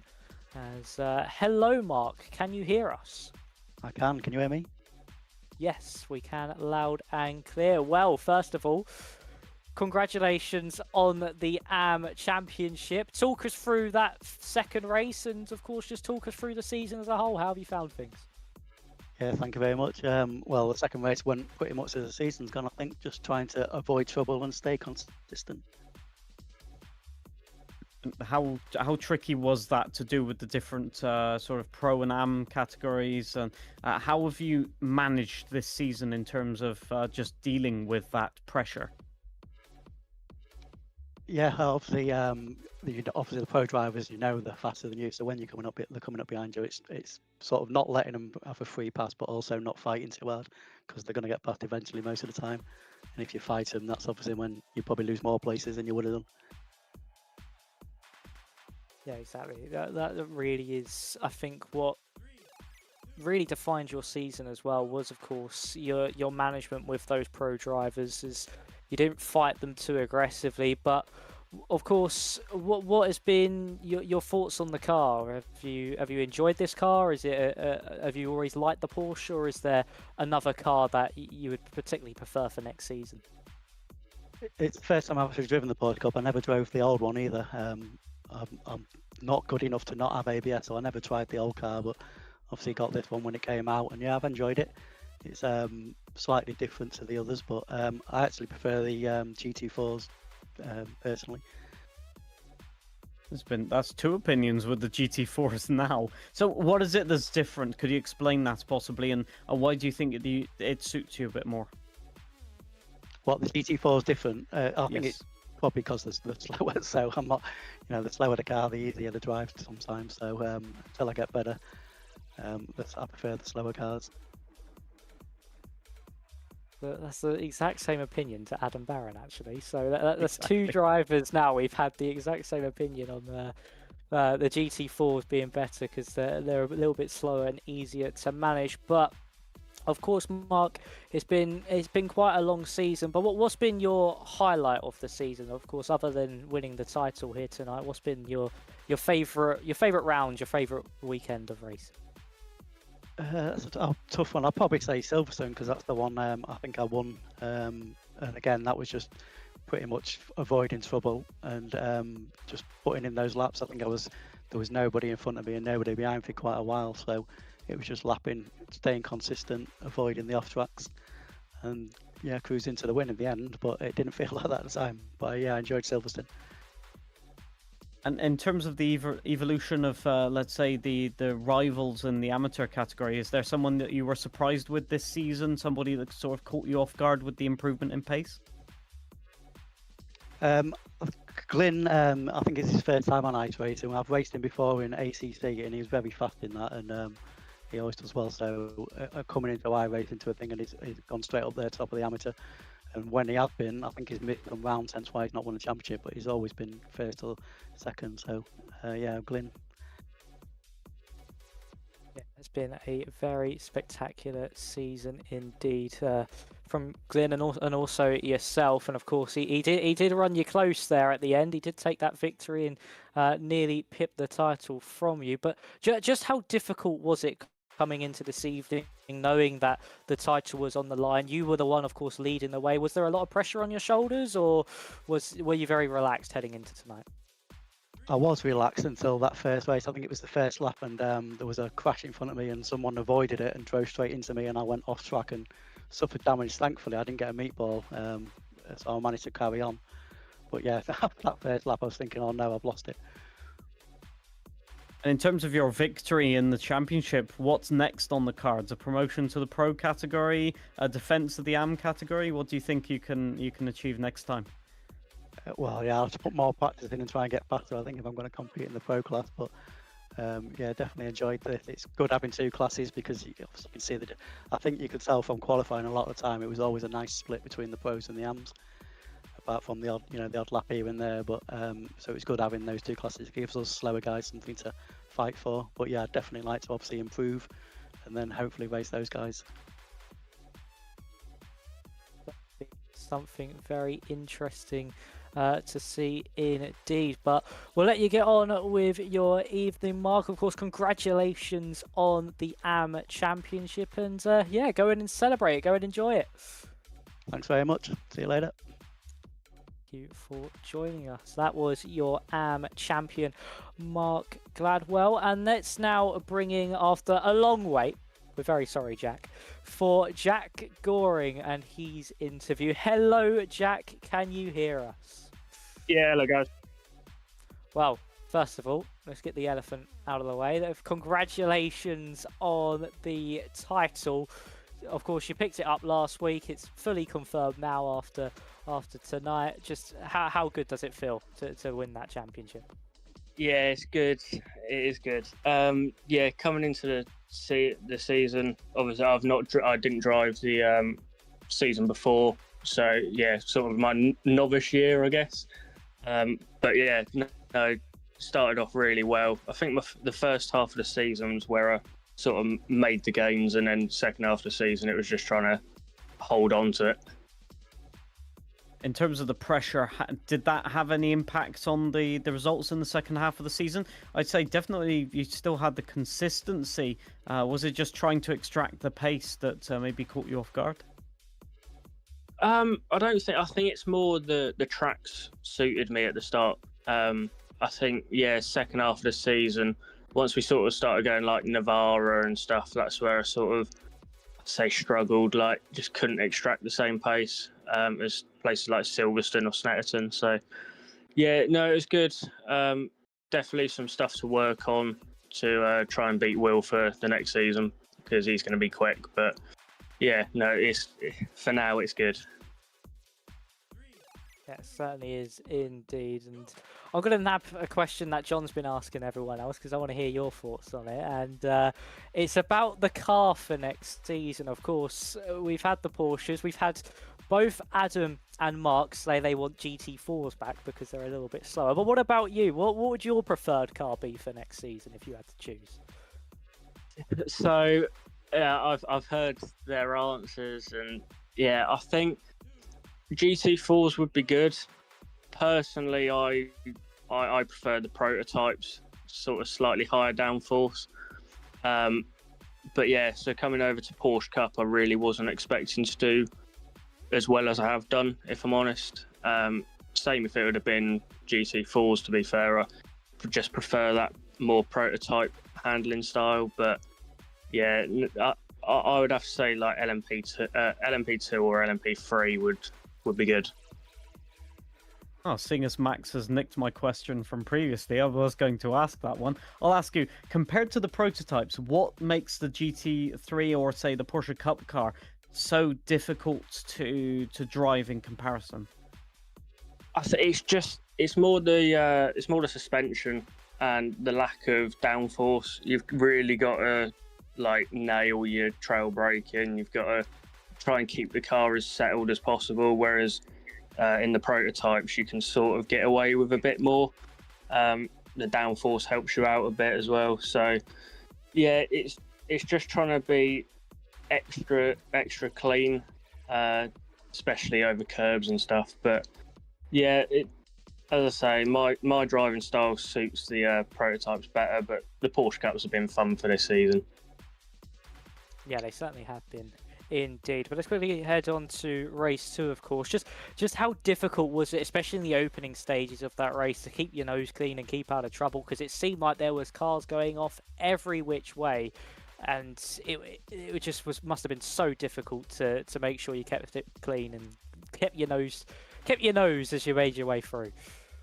Yeah, it was difficult. I finally got a good launch off the line for once in 10 rounds, so that's something, I guess. Yeah, went into turn 1 just with the impression of keep it hugged to the right and just stay safe. But yeah, there was a couple of launches around the outside that I was seeing, and then it sort of started bottlenecking down into turn 3. So yeah, I think I got tapped a bit and then tagged into somebody else, and it was a little bit scrappy. But once I got past that, then it was just picking people off as the race went. And so let's think back on the whole championship now. You've now got the target on your back, reigning champion, as of the end of that race. Is there something you can do extra, and do you think you can keep up the pace for the next season? Yeah, I mean, it depends what car it's in. I mean, yeah, I doubt it will, but say if it did go prototypes, then I've got a better idea on like brake bias and sort of like the little fine tuning adjustments we can do and little tuning adjustments in your driving style. But yeah, I think as for this season, I've progressed quite well. Like Donington round 1 didn't feel entirely comfortable. It was all sort of a new format for me. I've not done that style. But yeah, moving on through the season and knowing what to expect, it's definitely it's definitely improved.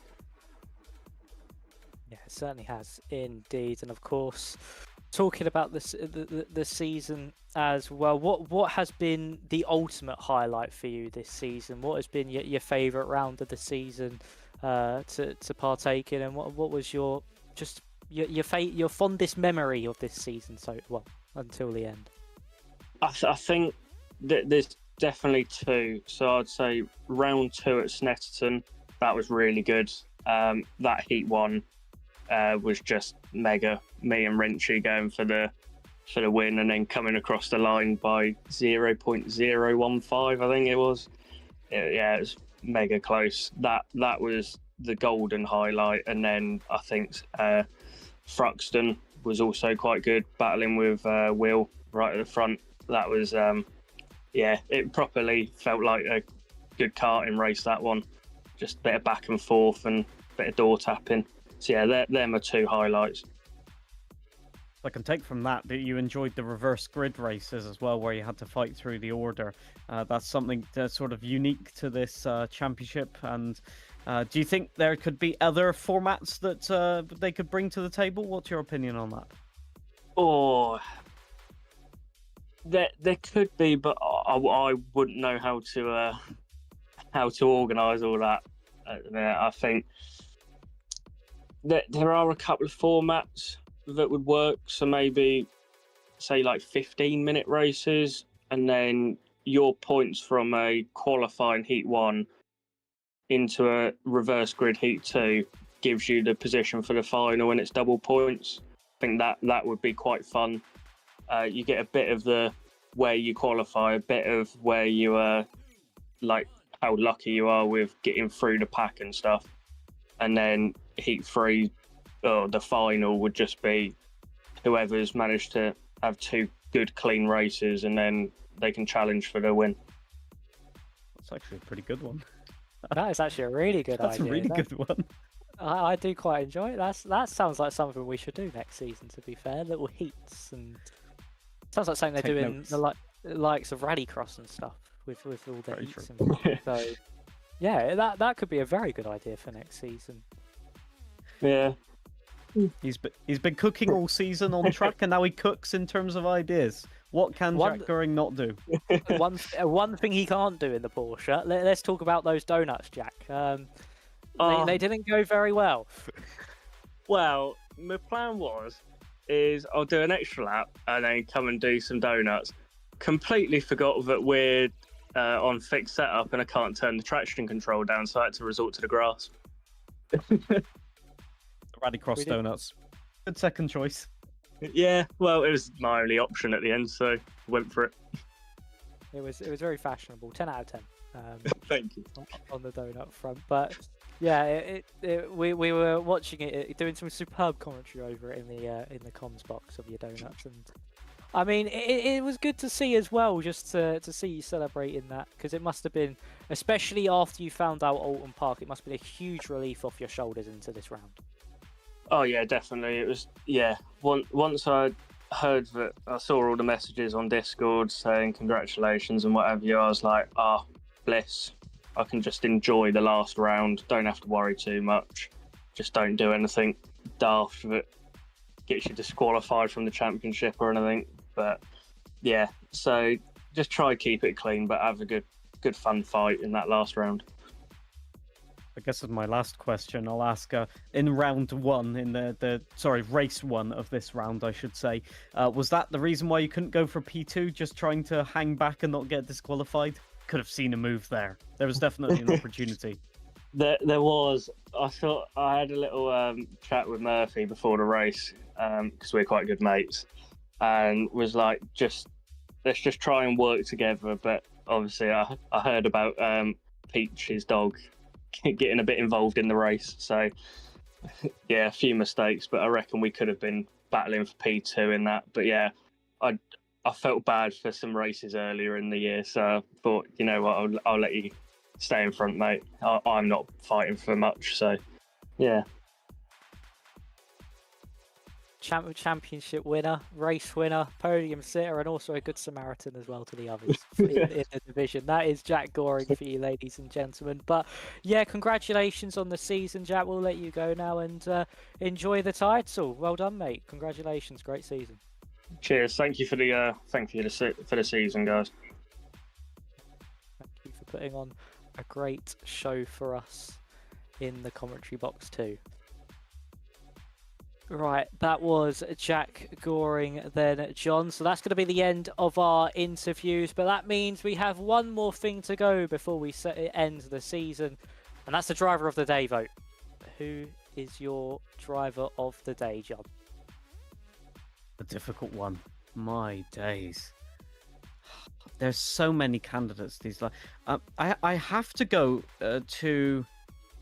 for race 2, Adam Barron, just keeping it on the tarmac and not letting it go to the head, that you're starting on P1, and normally we see drivers try and keep the pace, spin off, and just keeping it there and getting that podium must have been a huge relief, so I have to give it to them. Yeah, definitely. I think Adam Barron, I would also agree on that one, because even in race 1, he had a very good recovery drive after a few mishaps on the opening few tours, and then was able to get himself in that reverse grid position, and he just showed great pace throughout as well. So yeah, Adam Barron is my driver of the day as well. You could also give a few mentions to the likes of Dan Cross too, picking up a great result for himself, but yeah, Adam Barron will take it for me as well overall. But John, that is going to be all for the season. Is there any closing thoughts from you before we wrap up tonight? I mean, I wouldn't have enough words to say closing thoughts about this season. It has been a helter-skelter, as they say, in terms of championship. We've had the highs, we've had the lows, we've had the frustrations from drivers, we have the celebrations from every single race. But I will say the one closing thought from me is the amount of racecraft and indeed respect that we've seen from the drivers all season. It's been one of those championships I've loved to come back and commentate every single time I've been able to do so, and I think all of the commentators this season will say the same, that every time the drivers have gone out on course, they have provided some spectacular entertainment, so they should give each other a pat on the back and themselves a pat on the back for superb racing all throughout. Oh yeah, they certainly have. They have supplied some spectacular racing, and it certainly has been a championship that a lot of drivers certainly would have enjoyed, and us here at home and in the commentary box have very much looked forward to week on week. It has been an amazing season, but that is going to be all from us, ladies and gentlemen.